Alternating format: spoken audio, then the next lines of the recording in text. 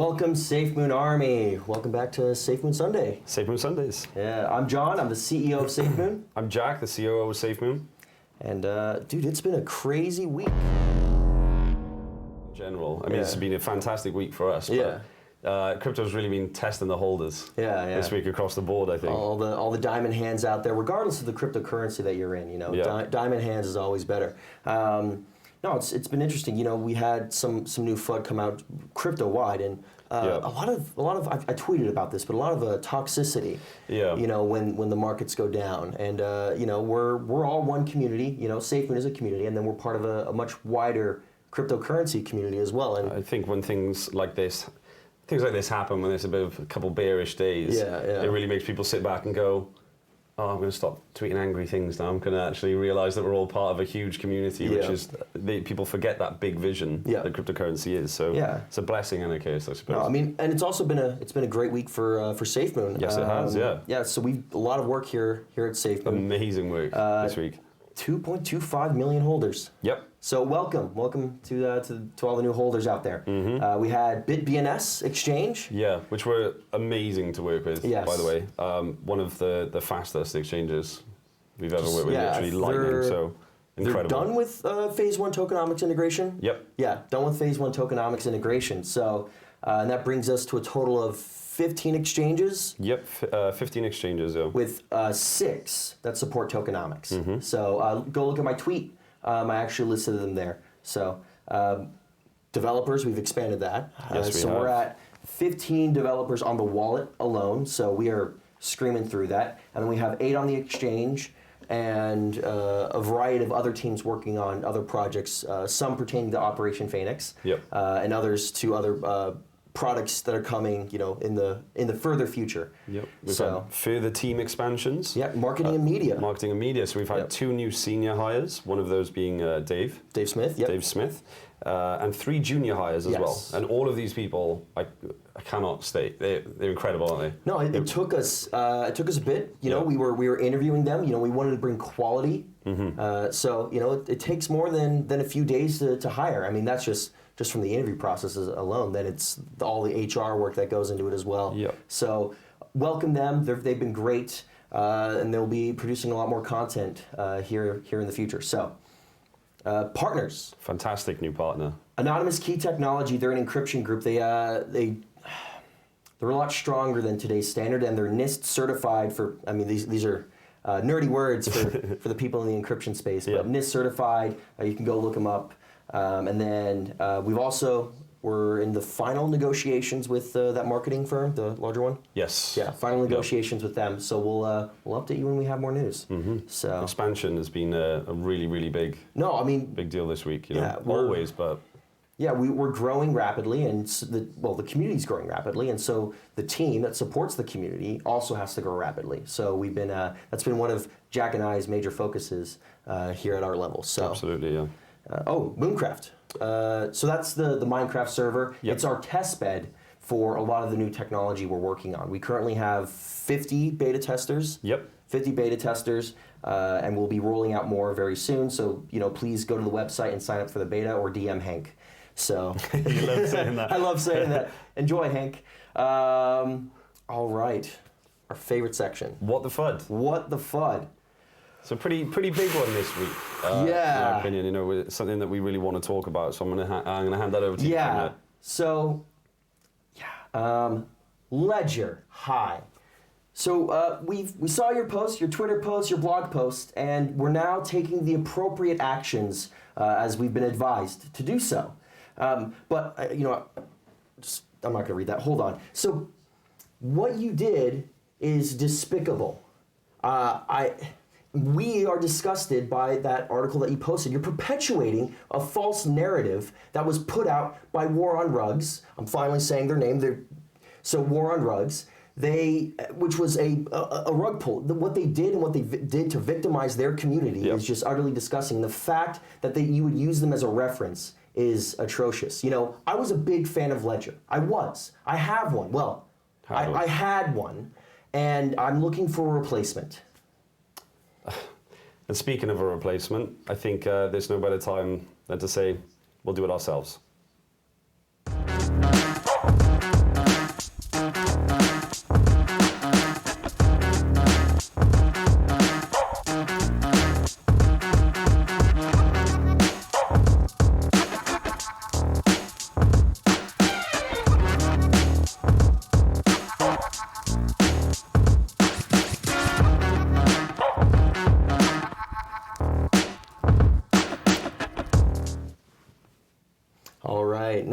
excited about that. Jack, we're looking at what? We're looking to release that end of summer. End of summer. Summer. This is a new product that we are actually initiating, because of recent events. So we'll update you guys along the way with all the development. But yes, there's our ledger. So, all right. Next piece of FUD that I want to address specifically is the Gambian. The Gambian, the stuff regarding the Gambia. So to those who DM'd me some of the stuff you said, it was disgusting. And you should be ashamed of yourselves. Same with the people who commented those ridiculous stuff that it's just anyway.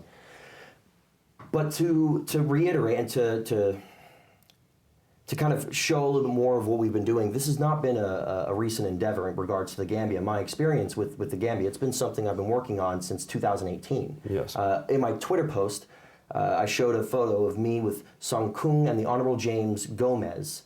In a meeting in DC where we discussed a lot of the technological innovations and the technology leadership technology thought that the Gambia has right now regarding their national development plans and strategy. So, crypto was a point of discussion, telecommunications infrastructure was a point of discussion, so a lot of good stuff came out from that meeting. But this has been an ongoing thing since 2018, in regards to the other projects I've worked on in the past, but crypto is something that it's always been in their mind. Yeah. I believe it's always been in their mind based on some of the stuff that's been said. But for sure, the way that they currently work with us and the conversations that you've been having. With Song Kung Jwara specifically. Exactly. I think that it really shows that we put a lot of time into everything we do. Now, these discussions aren't finalized yet, and as my tweet said, we're sending a team there very shortly. I believe here in the next week or so, to go further those discussions in regards to specifically Safemoon. So really excited to move that forward. But that kind of wraps up the FUD for this week. They were two important ones. I think we can move on to some community questions now. Yes. All right. So this is a big one. Yeah. I wanted to answer this for a while. I know a lot of people have been. I say a while. It feels like a while. It's like a week. Yeah. Every time is a week. But to the discrepancy in exchange reflections. Now, to summarize basically in a manner, we are breaking ground in an entirely new space. The community asked for centralized exchanges. That's absolutely something we brought to the table. Tokenomics are innovative as it stands anyway. Well, and they hadn't really done tokenomics to this degree. It's not been done really on centralized exchanges. There's different forms people can kind of hint at it, but farming and airdropping is nowhere near the same thing. Yeah. So I think some certain people in the community might have a kind of negative opinion towards the reflection basis on centralized exchanges, and I just kind of want to talk about that. Yeah. We've had many conversations about it, just to state that this is actually a really, really good thing, and it's a big deal, and it's really innovative. Well, yeah, specifically in regards to the integration, we were able to work with 6 exchanges right now, and more are on the way, to roll out a phase 1 approach to tokenomics. And it's both a semi-manual and mostly automatic thing that they're working on and that they're doing. And I mean, the amount of man hours that they put in to integrate tokenomics, and you're seeing it. Bitmart just did the reflections this month, and they'll be doing it here in the future, and it's only going to get better. So this is a phase 1 integration. It kind of brings up to we can tie it into the next point, which is in regard to the burn. So the burn comes from the 5%. So there's a total of a 10%. 5% of that reflected back to the holders. 5% auto-generated liquidity pool. So the 5% that's reflected back to the holders is where the burn comes from on PancakeSwap, because the burn address is considered a holder. Now, albeit that holder has either you use the analogy of flaming hands and lights on fire every time it takes it, or a black hole. So when it goes there, it never. It's not accessible by anyone. No, there's no private key, for that wallet. So anyway. The burn address is considered a holder in that regard, and that's how we automated the burn process with that. So we're right now trying to work a similar system that ties into PancakeSwap later on, but at least in the beginning, getting a burn system set in place for the centralized exchanges. But that's more of a phase 1.5, phase 2 thing that we're working on right now. Yep. But yeah, so I think actually we'll tie into that as well is I think I want to talk a little bit about the burner price, the supply ratio. So the main question is, when are we going to stop the burn? The short answer is, we have much smarter people than Jack and I and the team working on this to work out where the math adds up best. So we have quantitative engineers currently working on that. And then Thomas, our CTO, is currently working on some other methods, for lack of better terms, that will answer that question of when the burn will happen. But we're not ready to release that stuff yet, because that's some proprietary stuff that we're working on in-house. Yes. To bring to you guys, to bring to the Safemoon Army.